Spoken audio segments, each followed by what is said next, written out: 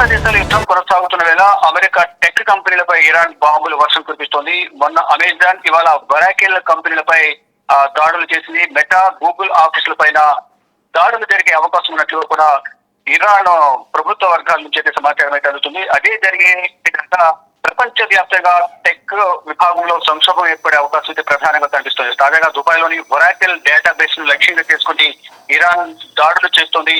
తామే వరాకిల్ పై దాడి చేసినట్లుగా ఇజ్రాయెల్ రెవల్యూషనరీ గార్డ్స్ ఒక ప్రకటన కూడా విడుదల చేసింది.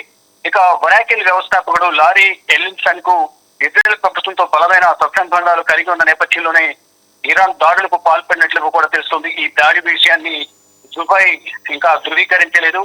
మొన్న బహ్రెయిన్ లోని అమెరికన్ డేటాబేస్ లక్ష్యంగా దాడి జరిగినట్లుగానే తెలుస్తోంది. ఇక ఇటీవల 18 అమెరికన్ టెక్ కంపెనీలను టార్గెట్ గా చేసుకుంటామని ఇరాన్ వార్నింగ్ ఇచ్చింది. వార్నింగ్ ఇచ్చినట్లుగానే ఆ కంపెనీలకు సంబంధించి టెక్ కంపెనీలు అమెరికా, ఇజ్రాయెల్ కు సైనిక గూఢచర్యంపై సహాయం చేస్తున్నాయంటూ కూడా ఇరాన్ ఆరోపణ చేస్తుంది. ఇక ఇరాన్ దాడులతో అమెరికా టెక్ కంపెనీలో వణుకు పుడుతోంది.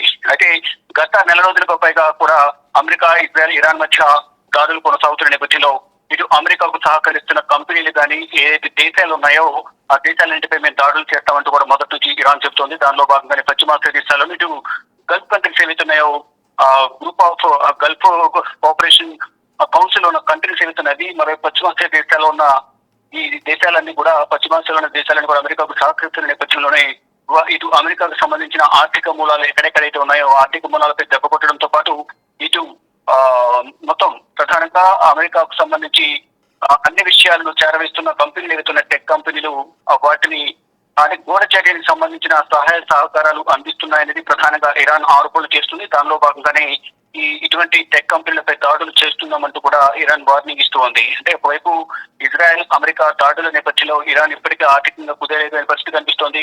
మొత్తం ఇరాన్ కనుక మళ్ళా పునర్నిర్మాణం జరగాలంటే కొన్ని సంవత్సరాలు పట్టే అవకాశం ఉందనేది కూడా అంతర్జాతీయ నిపుణులు చెప్తూ ఉన్నారు. కానీ ఎక్కడ కూడా ఇరాన్ కూడా వెనకడుగు వేయకుండా దాడికి ప్రతిదాడి ఉంటుంది అనేది కూడా వారి దాడులనే ప్రధానంగా అర్థమవుతుంది. దానిలో భాగంగానే ఇటు అమెరికాకు సంబంధించిన వైమానిక స్థావరాలు ఎక్కడైతే వారి ఉన్నాయో పశ్చిమాసియా దేశాలు కానీ గల్ఫ్ కంట్రీస్ లో కానీ అక్కడ మరోవైపు ఇజ్రాయెల్ కానీ దాడులు చేస్తున్నాయి. దానిలో భాగంగానే అమెరికాకు సంబంధించిన టెక్ కంపెనీలపై ఇరాన్ బాంబుల వర్షం కురిపిస్తోంది.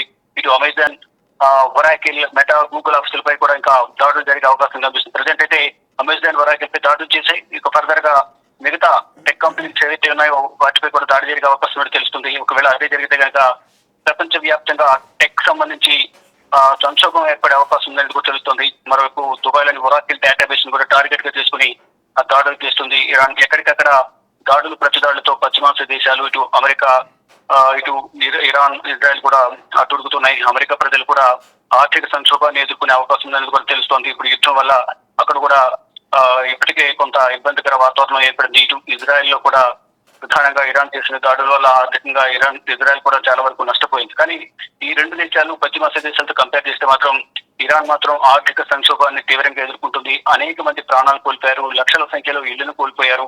అందరూ కూడా శిథిలాలకుండా శవాల దీపాలు దర్శనమిస్తూ ఉన్న పరిస్థితి కనిపిస్తోంది. ఎక్కడ కూడా ఇరాన్ ఆదుకునే పరిస్థితి, అక్కడ ప్రజలకు కూడా అభయాస్తం ఇచ్చే అవకాశం కూడా కనిపించడం లేదు. ఒకవైపు దాడులను ఎదుర్కొంటుంది, మరోవైపు ప్రజల ప్రాణాలు, సాధారణ ప్రజల ప్రాణాలు కూడా ఇరాన్ కోల్పోతున్న పరిస్థితి కనిపిస్తుంది. ఈ సందర్భంలో ప్రతిదాడి అనేది కంపల్సరీ ఉంటుంది. అమెరికాకు ఎవరైతే ఆశ్రయం ఇస్తారో ఆర్థిక మూలాలు ఎక్కడైతే ఉన్నాయో అమెరికా కంపెనీలకు సంబంధించిన టెక్ కంపెనీలు ఏవైతున్నాయో వాటన్నిటిపై కూడా దాడి చేస్తామంటూ ప్రకటన చేస్తుంది. ప్రకటించినట్టుగానే ఆ కంపెనీలపై దాడులు చేస్తుంది. అయితే ప్రతిగా అమెరికా కూడా దీనికి ఖండిస్తూ ప్రతిదాడులు చేస్తుంది. దీని ద్వారా ఇరాన్ ఇంకా నష్టపోతూనే ఉంది. కానీ ప్రజెంట్ సిచ్యువేషన్ చూసుకుంటే ఫిబ్రవరి 28 యుద్ధం ప్రారంభమైంది. ఇప్పుడు ఏప్రిల్ 3వ తేదీ, అంటే దాదాపు నెల రోజులకు పైగా కూడా యుద్ధం కొనసాగుతుంది. ఒకవైపు షరతులతో కూడిన యుద్ధ ముగింపుకు సంబంధించి అమెరికా, ఇరాన్ ఒకరికొకరు సవాళ్లు విసుకుంటున్నప్పటికీ కూడా ఇప్పట్లో యుద్ధం ఆగుతుందా లేదా ఆగకపోతే భవిష్యత్తు ఇంకే విధంగా ఉండబోతోంది. ఇప్పటికే ఆర్థికంగా బాగా నష్టపోయిన ఇరాన్ కు ఇంకా ముందు ఇంకా నష్టాన్ని చూడాల్సి వస్తుంది. ఇంకా ఎన్ని వేల సంఖ్యలో ప్రాణాలు కోల్పోవాల్సి వస్తుంది అనేది కూడా అక్కడ ఉన్న ప్రజలు కూడా తీవ్ర ఆందోళన వ్యక్తం చేస్తున్నారు. మరోవైపు అమెరికా సైన్యం యుద్ధానికి వెళ్లేందుకు భయపడుతున్న పరిస్థితి కనిపిస్తోంది. మీ ఈగో ఫీలింగ్స్, ఆధిపత్య పోరు వల్ల మేము ప్రాణాలు కోల్పోవాల్సి వస్తుంది అనేది కూడా అమెరికా సైన్యం, ఇటు ఇజ్రాయెల్ సైన్యం కూడా వ్యతిరేకత వ్యక్తం చేస్తున్నారు. గత వారమే రెండు దేశాలకు సంబంధించిన ప్రజలందరూ కూడా వీధుల్లోకి వచ్చి ఇటు అమెరికా అధ్యక్షుడు ట్రంప్ వ్యతిరేకంగా తెలియజేశారు. ఇటు ఇజ్రాయెల్ ప్రధానమంత్రి బెంజమిన్ నెతన్యాహుకు వ్యతిరేకంగా కూడా రోడ్లపైకి వచ్చి నిరసన తెలియజేసిన పరిస్థితి కనిపిస్తోంది. కానీ ఏదైనా మటుకు కూడా ఈ యుద్ధం వల్ల భారీగా నష్టపోయింది మాత్రం ఇరాన్ ఆర్థికంగా, మరోవైపు ప్రజల ప్రాణాలు కూడా కోల్పోయింది. దీనికి ప్రతీకారంగానే అమెరికాకు సంబంధించిన టెక్ కంపెనీలపై ఇరాన్ దాడులు చేసినట్లుగా అర్థమవుతోంది.